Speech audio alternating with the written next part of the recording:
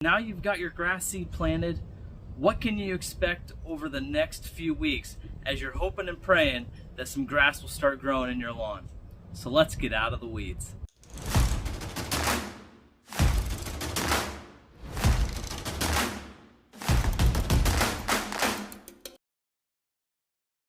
So for any of you who've been following me and this channel, my wife and I moved into our house back in late April, early May, and we pretty much started with no lawn whatsoever. The previous owner didn't really water the lawn, didn't water the sod, so everything was pretty much completely gone and we were starting from scratch.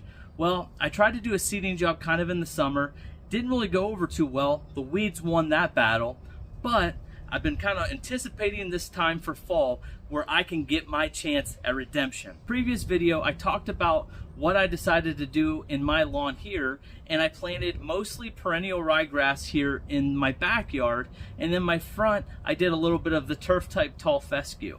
Now today, I want to talk about the do's and don'ts after you put down seed. But before I get into that, I want to give you guys a look at how the lawn looks now.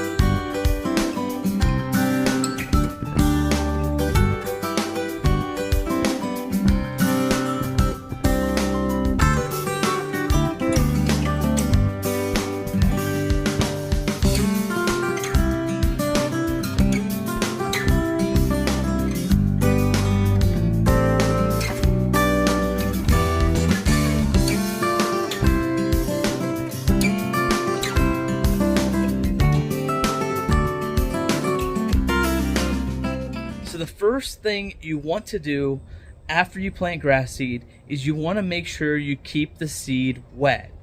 Now, you want to do this pretty much continually for the first 3 or 4 weeks or so to really get the grass established.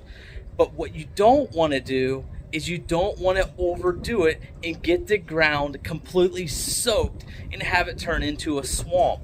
You can see here from some of my video and some of my pictures, I kind of made this mistake in some areas and I'm kind of paying the price. Some of the areas haven't done as well as others because they got way too wet.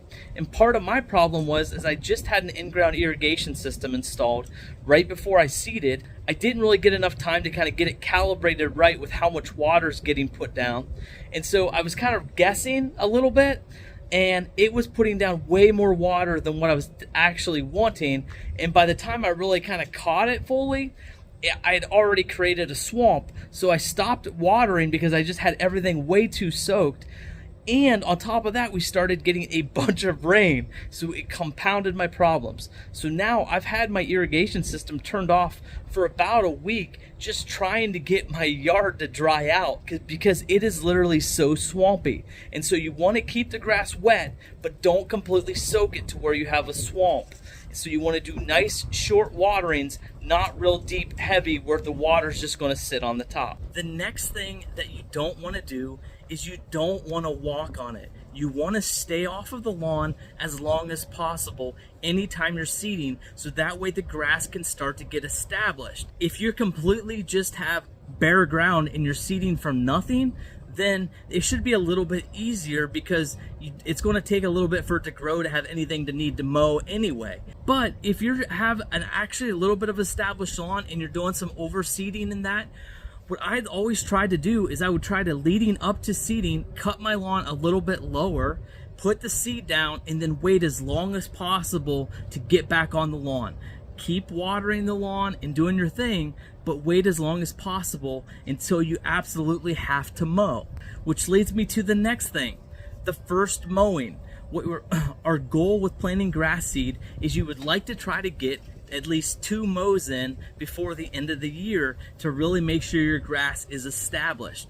Now, with doing that, whenever you are going to mow your lawn for the first time on newly seeded grass, First, check and make sure that it's not too soft. If you've been watering it pretty heavily and things are just soft, that mower is just going to dig in and start ripping things up. You don't want that. Make sure the ground is dry enough that you're able to actually get the mower on without damaging everything new.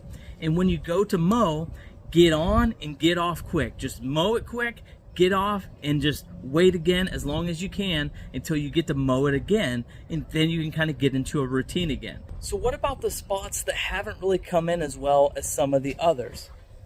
Ultimately, there's always going to be a few spots that don't really do as well as some of the others. And they're going to be areas that maybe they get established a little bit later, or maybe for whatever reason they just don't take.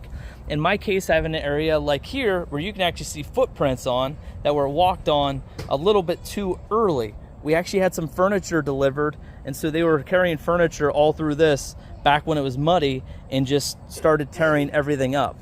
So it's not quite coming in near as well as you look at most of the other spots in the lawn.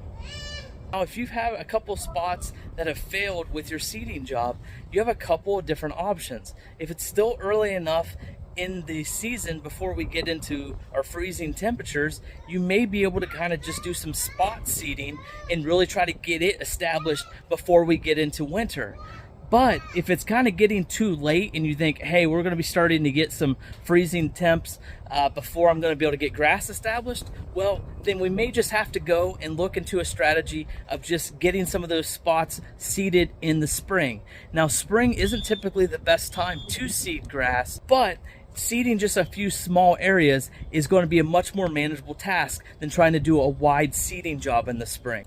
Lastly, whenever you put down the new grass seed, you would have fertilized with it with a starter fertilizer. So whenever you get to about 4 or 5 weeks after seeding, go ahead and fertilize the lawn again. Try to get that new grass seed some much needed nutrients. And so if you've seeded and it's been about a month since you've done it, go ahead and get some more fertilizer and get it thrown down on the lawn and keep pushing this new lawn as much as you can before we get into winter. So with that, I hope you guys enjoyed this video. I'll continue to give you more updates as the season goes along. With that, I'll see you next time when we get out of the weeds into a beautiful lawn.